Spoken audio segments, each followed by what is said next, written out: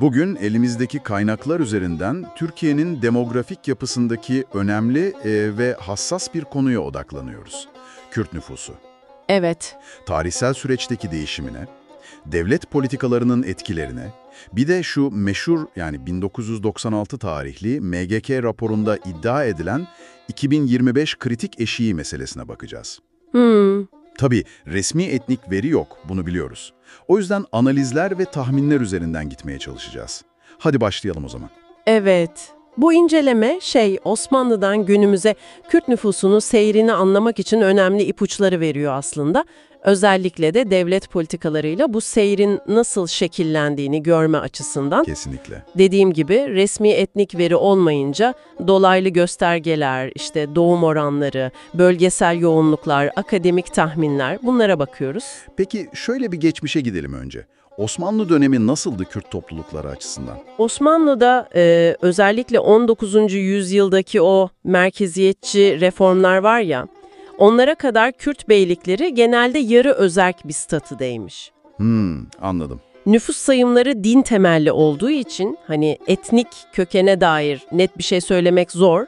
Ama kaynaklarda 1893 için mesela yaklaşık 1,1 milyonluk bir Kürt nüfustan bahsediliyor. Bu o zamanki Anadolu nüfusunun ne kadarı oluyor? Kabaca %10'u civarı, evet. Sonra Cumhuriyet kurulunca malum tek millet, tek dil anlayışı öne çıkıyor. Peki bu yeni anlayış politikalara nasıl yansıdı? Yani somut adımlar neydi? İşte burada 1934 tarihli İskan Kanunu çok önemli. Kaynaklar bunu demografik yapıya doğrudan bir müdahale olarak yorumluyor. Yani nüfus yerleştirme politikası. Aynen, Kürt nüfusun yoğun olduğu yerlerden batıya göçü teşvik etmek, Türk nüfusu da tam tersi doğuya yerleştirmek gibi hedefler varmış. Tabii bir de Kürtçenin kamusal alanda eğitimde yasaklanması meselesi var.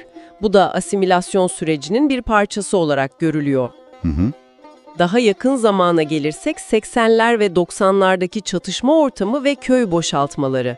Bunlar da demografik hareketliliği özellikle zorunlu göçü hızlandıran faktörler. Şimdi gelelim o kritik noktaya.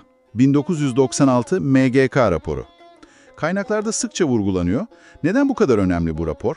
İçeriği neydi tam olarak? Şöyle, Milliyet Gazetesi'nin 18 Aralık 1996 tarihli haberine göre sızdırıldığı iddia edilen bir rapor bu. Evet. Raporda Kürt nüfusunun o zamanki yüksek doğurganlık oranlarına dikkat çekiliyor ve bu durumun tırnak içinde Kürt milliyetçiliğiyle birleşerek ülke bütünlüğüne tehdit oluşturabileceği söyleniyor. Oldukça iddialı bir yorum. Evet ve en çarpıcı kısmı da şu, raporda 2025 yılında Kürt nüfusunun toplam nüfusun %50'sini geçeceğine dair bir öngörü olduğu aktarılıyor. %50 mi? Çok yüksek bir tahmin. Çok iddialı, evet. Bu bize şunu gösteriyor. Devlet katında demografik değişimler bir güvenlik meselesi olarak ele alınmış o dönemde. Peki sonradan sıkça duyduğumuz en az 3 çocuk çağrılarıyla bir bağlantısı kuruluyor mu kaynaklarda? Evet, tam da o noktaya değiniyor incelenen metinler. Özellikle 2007 sonrası dile getirilen bu en az 3 çocuk söylemi, Türkiye genelinde düşen doğum oranları ki 2022'de 1,7'ye kadar inmiş, ile Kürt illerindeki daha yüksek oranlar, mesela Şırnak için 3,5 gibi bir rakam veriliyor, arasındaki fark bağlamında ele alınıyor. Yani bu çağrıların o MGK raporundaki demografik kaygılarla ilişkili olabileceği yorumu yapılıyor. Anlıyorum. Peki geldik 2025'e neredeyse. O %50 tahminin oldu. Şu anki durum ne? Dediğimiz gibi TÜİK etnik veri yayımlamadığı için resmi bir rakam yok elimizde. Doğru. Ama dolaylı göstergeler ve akademik çalışmalar var. 2020 civarı için Kürt nüfus oranına dair tahminler %18 ile %23 bandındaydı. Yani %50'den epey uzak. Epey uzak, evet.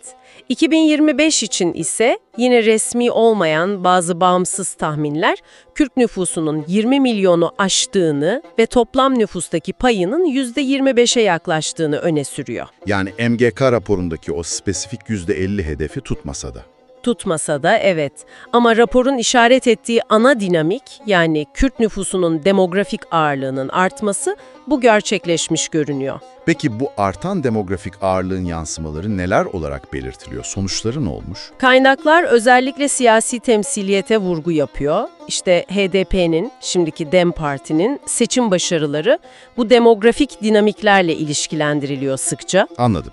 Başka? Bir de kültürel görünürlük meselesi var.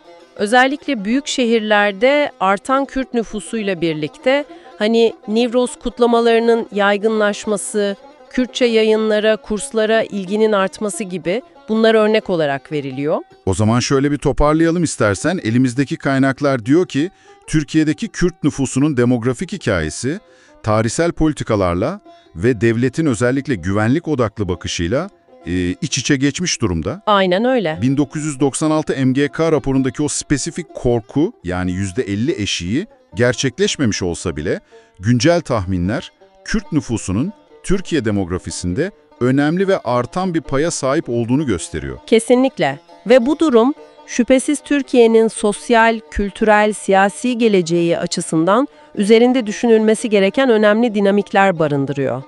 Tabii kaynakların da altını çizdiği gibi resmi veri eksikliği bu konuda sağlıklı tartışma yapmayı zorlaştırıyor. Evet, bu veri meselesi gerçekten kritik.